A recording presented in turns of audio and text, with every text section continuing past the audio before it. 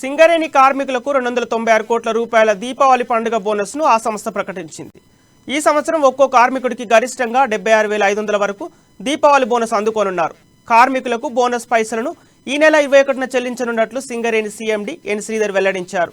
బోనస్ను కార్మికుల ఖాతాల్లో జమ చేసేందుకు చర్యలు తీసుకోవాలని ఫైనాన్స్ అకౌంట్స్ విభాగానికి ఆయన ఆదేశాలు జారీ చేశారు.